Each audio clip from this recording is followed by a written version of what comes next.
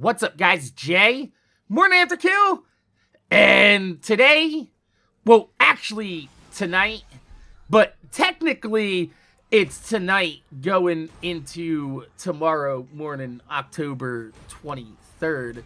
But for me, it'll always be October 22nd because that's the last time that I talked to my friend Brian, also known as Yoteslaya.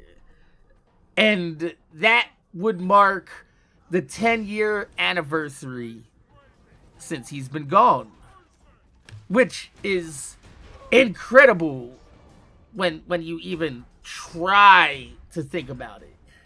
Like how fast time actually passes, especially since the older you get, a day's length no longer feels like a day's length used to be, because when you're younger, a day is a significant percentage of your life. As you get older, the percentage of your life that a day represents starts to shrink dramatically. And so does your perception of time. It feels like yesterday we were all farming conference calls and bees before Gearbox nerfs it, gearing up for Tiny Tina's DLC release, and carrying my friends and viewers through Digistruct Peak on a weekly basis. Sadly, those days are long gone in the past. And all that's left are just memories and small glimpses of those days immortalized through a window on YouTube. And today, I wanted to do something a little bit different than my usual Borderlands upload. And I'm going to bring back PredictableNova, who was Yote's girlfriend at the time of his death. And I've kept in contact with her throughout the years because personally, I, as somebody who has lost a fiance, I was engaged to be married about like 18 some odd years ago, and she ended up passing away. And, you know, that really fucked with me in my life. So I wanted to make sure that I kept in touch with PredictableNova since we both have something in common, and, you know, she can get a little bit of perspective from somebody that's already been there. Because, you know, when you're going through grief and somebody's like, I know how you feel. If you don't know how that person feels, it kind of comes off condescending. But I personally understand what it's like to lose a partner in life suddenly.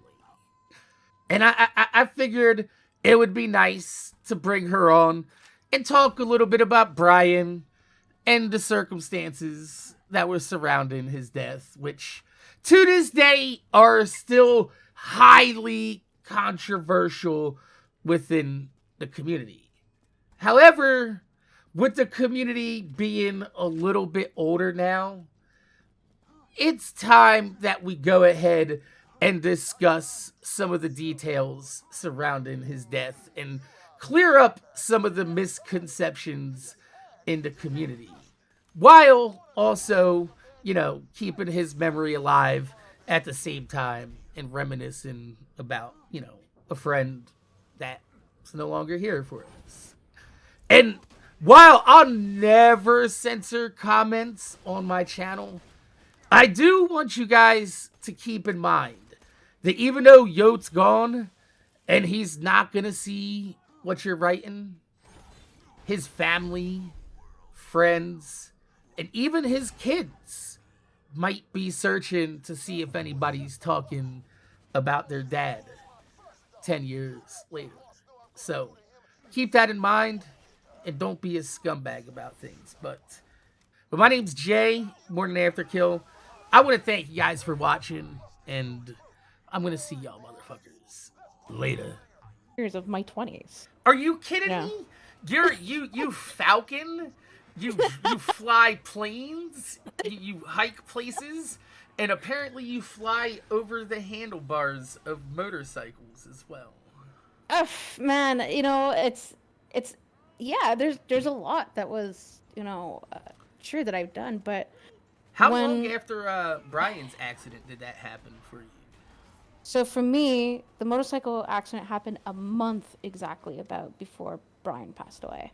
Before So he passed away. yeah, so I got into the accident on the 8th of September, and I was recovering since. And then on the 23rd is when I woke up that morning and I saw the text and news and everything of what happened to him. And I was in disbelief for a while.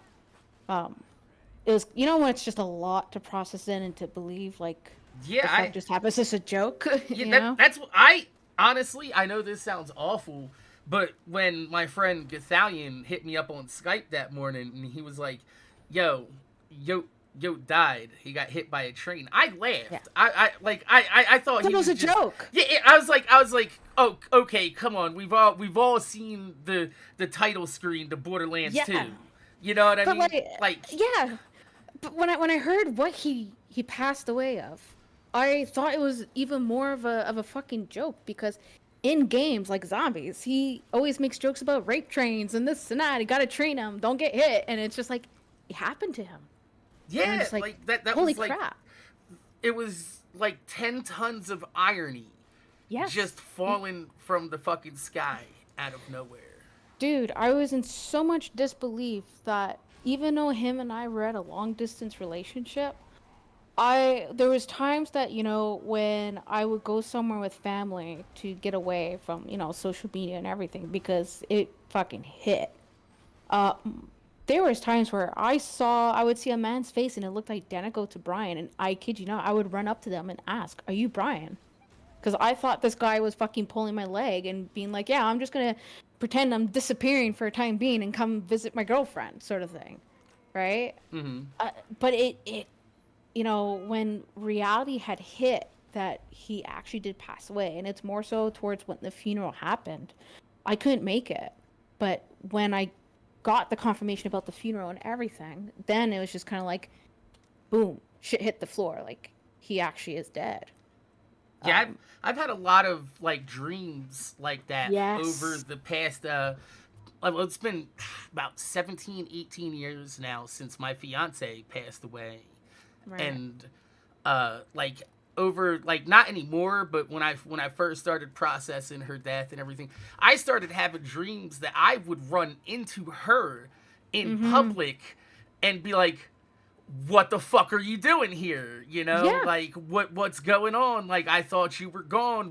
Did you just try to, Mm-hmm. like, did you lie to me to just get away from me? Like, what's And it's funny you say that, because, like, literally, I kid you not, yesterday, in the last 2-3 days since having the situation with my boyfriend, I've been having nonstop dreams about Brian, and just Brian coming to the picture, and like as if trying to talk to me. Like, I'm not like, if people have beliefs in those kinds of things, that's their belief and whatnot. Like, for me, it's kind of a bit of a skeptical thing for me, but like sometimes it's very convincing. It feels real, and it was just one of those things. And I look at the date today and I'm like, fuck, it's like 3 days till the day he has, passed away. Like, we'll mark the 10th year in 3 days. yeah, and Eh, it's crazy because I I woke up the next day expecting, him to finish Yes. his whole coverage on the Bloody Harvest, Yes. and it never happened, and then his channel just kind of got frozen in time Mm-hmm. from that moment on, and it was. So it's interesting you talk about his channel, right? Hmm. Um, so when he passed away, fully firmly knowing that he actually had passed away, you recall the boys how they wanted to continue that channel, Hmm. right? I do. They did Right. Minecraft on it. We did Minecraft, and those videos, I ended up removing them for a reason. And the reason was because I felt like, this is like a personal take. I felt that Brian's legacy should be left as it is and not touched by, you know, anybody. No, that After makes him. sense, and Yeah. you know, like his legacy to this day is the fact that he's still the largest Borderlands YouTube channel out there, and he Right. hasn't uploaded like in 10 years, like almost It's 10 years it's to the crazy. day. It's crazy. And it's funny enough, yesterday I was on YouTube and I went into the search of YouTube and I wrote Yoteslaya, and to see if there was anything new that came up, of anybody talking about him, seen as, the day of his passing, for like 10 years is coming right up around the corner. Yeah. And people are still keeping him alive, like in their memories. Like they're still mentioning him and everything. I still get comments to this day, 10 years later, of rest in peace, Yoteslayer, on my videos. And, them talking about how they missed the days back when he made Borderlands a really big impact in their life, Yeah, no, in a good way.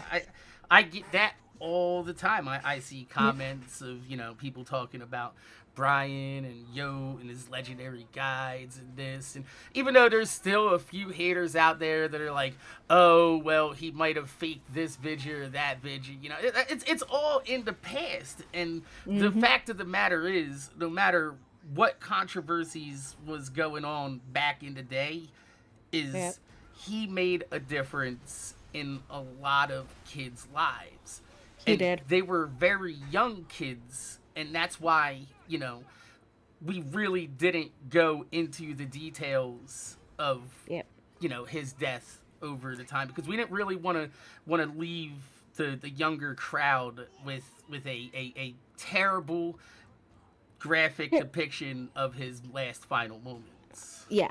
And as well, with how they announced the accident, the news, and how they, put out their predictions and such, like, that was pretty rough. Well, yeah, no, And I understand the news. They look, it's Brian's truck. Brian's in the accident, so they're like Brian Rickard, the driver of the accident. However, those of you guys that haven't seen the police report, that's why I wanted to bring Nova on here, because Yeah. if I just say it, people will be like, oh, you're just making this up to try to make his memory a little bit less tarnished, I guess. Nah. But either way, stupid actions don't deserve the penalty of death, Right. no matter who was driving. No matter who it was driving. And there was some photos that journalists had shared where you can see where the bodies, not to be too graphic, but where the bodies were at under the vehicle, Yeah. and the stories that were given. And funny fact, when searching up his name yesterday, actually one of his boys still does YouTube, has Oh, his own channel and everything. does he? Yeah. Yeah, he How old is he actually now? 20, I think, 2021. Okay, yeah, because that's just right about the same age as my son. My son turns 21 this year. Yeah. Next year. 20 or 21 or something of sort. I could be wrong, but from what I recall back when I was dating Brian, his oldest son Matthew was 10 years old. Yeah, now that makes sense, because one of the things that we kind of bonded over was we both had we both had babies, mamas that were making our lives epically miserable at the time, to say the least. Nah, you know what? I like kids in today's generations. You know what? There's a lot that was missed out. Look, parents have issues. It happens. Yes. It's just it's something It that's gonna happens. happen. It But- literally happens. The whole purpose of this was I wanted to bring Nova on so she can I guess give you guys the details of what happened that night. So because there's a lot of people out there that think that Brian was actually behind the wheel, but he wasn't. And no, he wasn't. He recently got a DWI like 2 weeks prior to that, which is why he wasn't behind the wheel. So I'll let Nova take it over, and she can Yes. go ahead So- and tell the story. When Yoteslaya got the DUI, driving under influence. Driving think under it's- influence, driving while intoxicated, same shit, whatever. Same It's- shit, yeah, Here in Jersey, so, it's DWI. I'm sorry. Yeah. I remember that night because I recall getting a text from him, and he was telling me how he got the DUI or whatever shit, and how he had to get bailed out by his brother-in-law. And that time, he wasn't driving. He literally was so careful about it that he would text me. He'd be like, Nova, he's like, I'm having Ryan coming to pick me up with my truck. We're gonna go do stuff. A lot of people assume that it was him who drove that night because the vehicle belonged to him. But I recall that night, and I wish I still had the text message of it, because if I do, man, I would have shared it to you for you to share it to the world. He texted me that night before the day of his death, telling me how Ryan and him were going to go pick up a friend with Ryan, like him, Ryan, and Ryan's girlfriend were going to go pick up a friend, and that Ryan was driving. Because after that incident with the DUI, literally, I'll put it this way, he was shit scared to drive at that time because he knew he would get in shit if he got stopped. Yeah, if he got stopped again, he was looking at jail time. He was so scared, and his biggest concern was that he didn't want to go to jail, risking it going to jail, because he has 2 boys. He didn't want to be in jail, obviously, just like everybody else, but as well, he didn't want to put it as a bad impression to his kids, and he was worried for his kids, you know. At that time, it was pretty critical of, you know, how his relationship was with his ex-wife and everything. And people, you know, who has gone into divorces and, you know, have kids and having to split custody, it can be rough.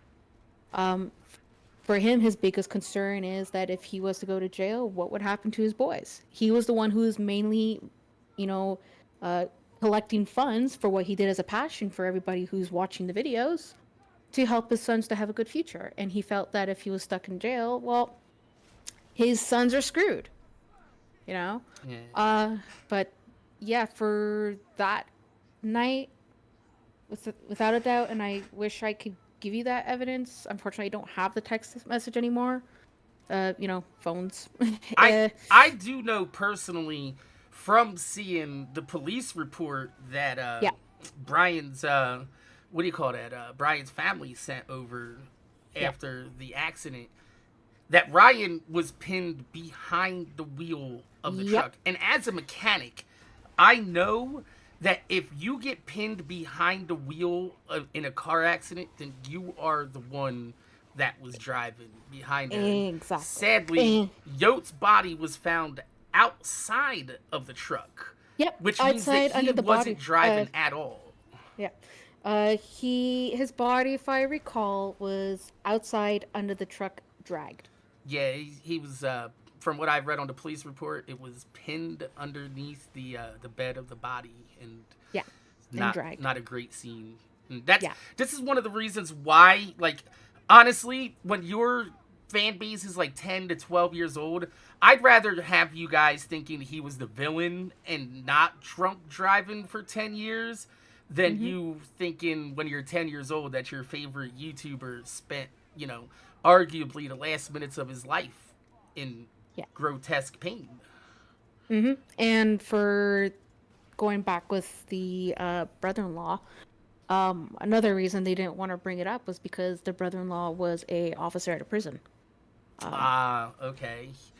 So they wanted to make sure that, you know, he got his benefits and all that. And another person who could vouch for that, I don't talk to him anymore, was a guy named Travis who used to be very close friends with them. And he saw the news report of, you know, the police report of, you know, showing that the brother-in-law was stuck under the steering wheel, like how you mentioned it, and how Brian was stuck under the vehicle. And I think the girl Ashley was stuck in the seat, the passengers, the back passenger seats. Yeah, she got blown backwards into the back passenger out of the front seat. Hit the back of the back windshield of the truck. Exactly. But I am here to clarify for everybody who's confused on the situation that no, Yoteslaya was not the driver. And it's, you know, there's people who are gonna always keep thinking otherwise about it. You know, some of them don't personally like him, or some, you know, they just mess around. That's fine. People cannot like Brian. This video is not for those people. This people is for the people that actually gave a fuck about Brian and loved and cared for him enough to want to know, you know, the truth behind it, even though it's an ugly and terrible truth. Like, none of them should have been in the truck regardless. But, I like agree. I said, you don't deserve to pay for your life for a stupid mistake. Yep. At the end, it was stupid of how they went, racing across. I encourage nobody to do that. Do not do that. Do not do that, please. I've lived in the country, and trust me, I know that there are trains that can take an hour and a half to go by out in the middle of the country. But let me tell you something. Do not try it. Trains are faster than you think. And there's times where trains don't even notice they hit something. Yeah, and they keep going. That big forked thing in the front is called a cow catcher for a reason. I'm glad that I answered everything for everybody. Yeah, no, I mean, I'm glad that we got to. I've talked about it on stream and stuff a little bit and everything like that, but I've never actually put it into a YouTube video because, and we've talked about this. I try to keep Yote's memory alive without making it look like that I'm using his name for views. Because I'll use other people's names for views. Fuck that. I don't need fucking Yoteslaya for that. I'll fucking call other people like Randy Pitchford and other fucking content. Totally understandable because, as we know it from 10 years ago when the event happened, the amount of people that had used his name to get revenue. Oh, there was people making videos on it that I was like, who the fuck is this? I ain't never heard of you in my life. Yeah. Aside from some friends, there's just some that were literally making a quick buck out of it. And it was pretty frustrating and it was pretty upsetting because it's not the time to do it. Yeah, Syndicates was the hardest to watch, though. Yeah. That one was pretty hard to watch. I to this day I can't even go back and watch that video like that. Yeah. Like Syndicate was pretty fucking tore up over that. Yeah, that was a pretty rough one, and there was another one I think Dalek that was pretty rough to watch on that because that felt like a revenue grab. I could be wrong, but that's the impression I got. Okay. I have no bad bones with Dalek. It's just that's the impression I got from it. I mean, here's the thing though. At the time, I guess it was the first real big YouTuber to die. Yep. So, I mean, like, nobody knew what the protocol was for it. Did we put ads on these videos? Do we not? Do we put him in the thumbnail or the title? Like, how do we address this? Like, it was just a really, really delicate situation at the time. It was delicate. It was obviously unexpected, just like, with anybody else who passes away per se. But like, it was a really, it was a big impact. And I think after that, the community, I personally think, was not the same anymore. In some ways. Brian passing away is like really where one of the first big hits to the Borderlands community, where we saw like a drop off of players leave the game because, I mean, he played it while Black Ops 2 was having, I think it was Black Ops 2 at the time was having a lot of lag issues, and the Zombies DLC wasn't out yet, so Brian was playing that, and he got real hooked on Borderlands in the meantime while waiting for Call of Duty, and like after Brian passed away, and most of the Call of Duty kids just went back to Call of Duty. Yep. And when Borderlands 2 came out, because he enjoyed the first Borderlands, he got to know you. He got to know people in the Borderlands community. He enjoyed it a lot. That he kept it on his channel, even though his channel originally came up with, like Call of Duty Zombies and just Call of Duty in general. Yeah, I went back and looked at his channel recently.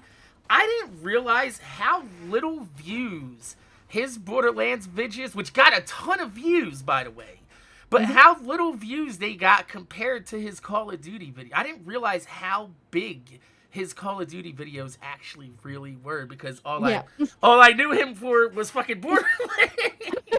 No, Well, if I recall, he started out with Call of Duty Zombies, and because of this world record he made one time on zombies, it went through Machinima. From Machinima, Yeah, it was just him versus Syndicate for like 3 months on the moon map, if I recall correctly. Well, it was kind of like a rival between, like a fun rival that they had in between. It was like a with little that competition whole thing. back and forth. I remember that was like the golden days of Call of Duty YouTube right there. Yep. And then what was nice, or what was so great for Brian's, like what he did was he didn't reserve himself from playing with other people and sharing it on his channel. Like he was always out wanting to play with friends or even just subscribers. Like most of his friends that he got to know today, and especially through me, we started out as subscribers for him. Well, that's the cool thing is he never let his subscriber count get to his head. And I try to keep that in mind and keep myself humble throughout the years, because like one of the big things that Yote did for me back in the day was we used to talk on Skype, and I'd be like, hey, I'm uploading this video, and he was like, well, you got 24 hours to get that video out, because if not, I'm uploading my video on the same topic. And then I put my video up, and he's like, all right, dude, you got 10,000 views. That's enough. I'm putting my so we fucking had a deal where he would give me 24 hours to get my content out there first, so I can get my views. Or if it got 10K in under 24 hours, then he was firing his off no matter fucking what. He was not the type to rush to get out there first. He was kind of like the type of guy, whereas he'll have some idea or inspired idea by another person, by friends.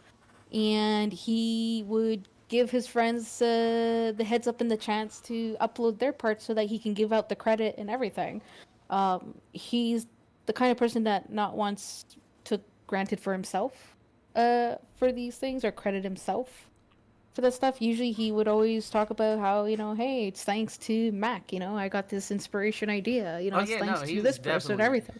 Real humble, real good about crediting people. Very humble guy, and he was like I said, he's just one of those few that he didn't let fame get to him to communicate and talking with his fans. Like literally, he would talk to them like any person that you would see on the street, like like chill and everything. Well, he's like the easiest person to get a hold of. He was, very easy to get a hold of. Very easy of a person to get a hold of. Yeah. Looking back, though, I wish I enjoyed Call of Duty Zombies more when I played with him than when I did, but I just wasn't really big into that. But Borderlands was where we fucked with, though. And you know what, man? You're not missing much out of the whole zombies thing. I stopped at some point because it just was turning into shit. But I would say that I think Brian's pretty happy that you still continue on with the Borderlands series, because I don't think anybody can do it any better today than you. Well, I appreciate that. I try my best to do what's right for the Borderlands community and continue on with, not just for the Borderlands community, but, in memory of Brian and but like I would say in a good way, you're continuing on that legacy, like where he left it off as, in a good way. Like you're continuing it on. And I think a lot of people in that community appreciate that today. Well, I appreciate you for that, and I appreciate you for coming on here and hanging out with us. No problem. Anytime, man. Did you know you're staring at the future side of That's right. For $1,000, you'll be able to spend an hour with a life-size likeness of you. I almost have what I need. Just activate a few more kiosks.